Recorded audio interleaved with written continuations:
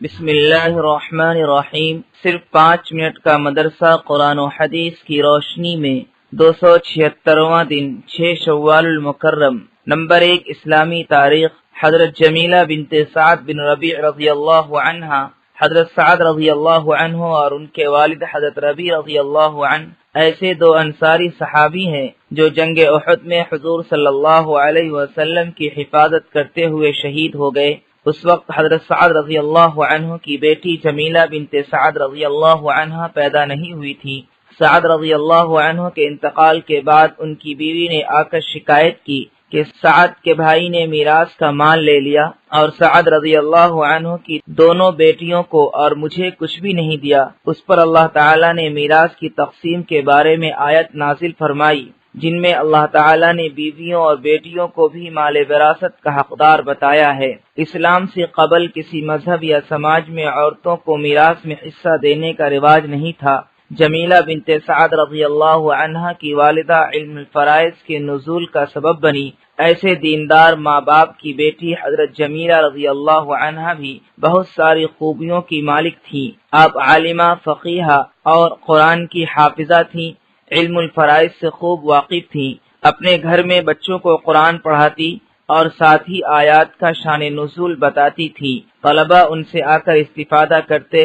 ایسی عالمہ فاضلہ صحابیہ رضی اللہ عنہ کی اولاد بھی علم سے معمور تھی۔ حضرت خارجہ بن زید رضی اللہ عنہ ان کے بیٹے ہیں جو مدینہ منورہ کے 7 بڑے فقہا میں سے تھے۔ نمبر 2 حضور صلی اللہ علیہ وسلم کا معجزہ۔ حضور صلی اللہ علیہ وسلم کی دعا کا اثر۔ حضرت ابو لیلہ فرماتے ہیں کہ حضرت علی رضی اللہ عنہ ٹھنڈی میں گرمی کے کپڑے پہنتے تھے اور گرمی میں ٹھنڈی کے۔ میں نے ایک دن ان سے پوچھا تو حضرت علی رضی اللہ عنہ نے فرمایا، خیبر کے دن میری آنکھیں درد کر رہی تھیں، ایسے وقت میں رسول اللہ صلی اللہ علیہ وسلم نے مجھے بلا بھیجا تو میں نے کہا حضور میری آنکھیں درد کر رہی ہیں۔ اس وقت حضور صلی اللہ علیہ وسلم نے میری آنکھوں میں اپنا تھوک مبارک لگایا اور دعا کی، یا اللہ تو علی سے گرمی اور سردی کو دور کر دے، چنانچہ اس دن سے مجھے گرمی اور سردی کا احساس نہیں ہوا۔ نمبر 3 ایک فرض کے بارے میں۔ دینی علم حاصل کرنا ضروری ہے۔ رسول اللہ صلی اللہ علیہ وسلم نے فرمایا، دینی علم حاصل کرنا ہر مسلمان پر فرض ہے۔ نمبر 4 ایک سنت کے بارے میں۔ ہر طرح کی پریشانی سے چھٹکارا۔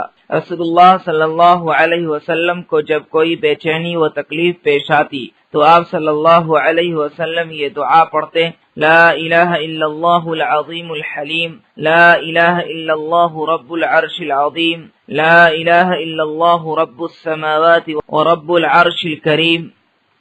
نمبر 5 ایک اہم عمل کی فضیلت، شہادت کی موت مانگنا۔